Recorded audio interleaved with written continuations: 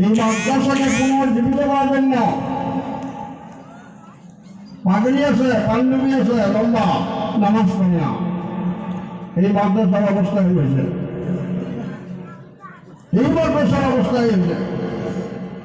এই জন্য এই মাদ্রাসাকে জিন্দা করা, যে সমস্ত বুজুর্গ এই মাদ্রাসার খুঁটি কেটে দিচ্ছে, ওনাদের কি আশা ছিল যে আমরা মারা যাব, এই মাদ্রাসাগুলো চলবে, সব পাবো, আল্লাহ আজাদ থেকে আমরা বাঁচে থাকবো।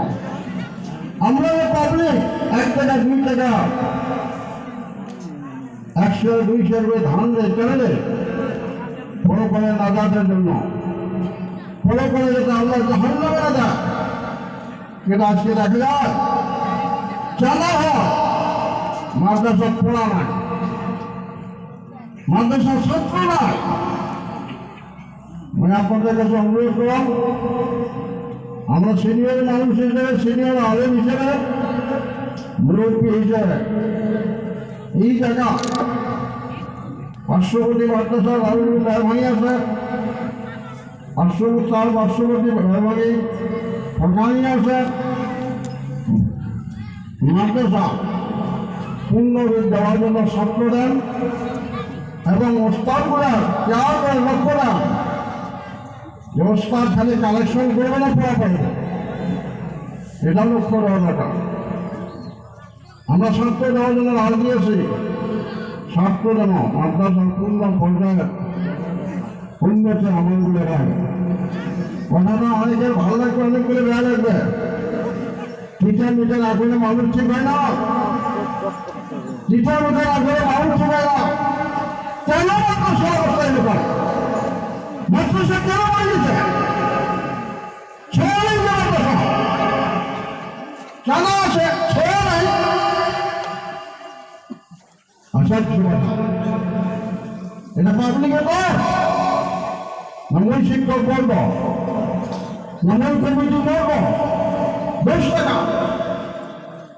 কেন আলাদা না? প্রত্যেকটা মানুষের বানিয়েছে মাদ্রাসা, কে চালে যাবে? মেয়ে মানুষের চালাবে, পর্দার আওয়াজ হয়ে যাবে। এই জন্য অনুরোধ, এই মাদ্রাসা যাতে পূর্ণ রূপ পায়, মাদ্রাসা যাতে ছাত্র ভর্তি হয়, লেখাপড়া সুন্দর হয়, কমিটি লেভেলে, প্রস্তাব লেভেলে, অন্তত এই গানের প্রত্যেকটা মুরব্বী জোয়ান সকলের কাছে একদম সবিনয় অনুরোধ, মাদ্রাসা দিকে লক্ষ্য দেন, মাদ্রাসা থেকে আপনার চিন্তা করেন। বাবা তোমার আছে বড় বাবা, আমাদের সুবন্ধু আছে ভাস্কর জোয়ার 10 মিনিটের জন্য কয়েকটা কথা বলে তারপর আনসারটা করা হবে।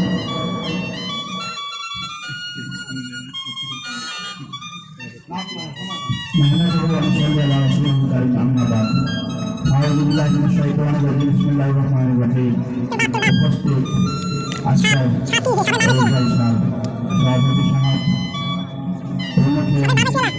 অঞ্চলের আলেমালামা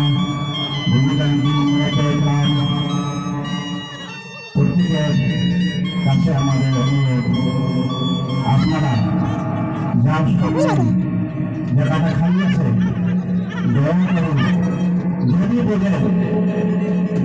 বোঝেন যদি বুঝ আছে দয়া করে সামনের জায়গাটা পুরো করে দেয়। 1 নম্বর কথা, পুরো করে দেব, যার সামনে জায়গাটা খালি আছে এই সোফা বলে বলেন না ভাষা, কোথায় বোঝানো যায় সামনে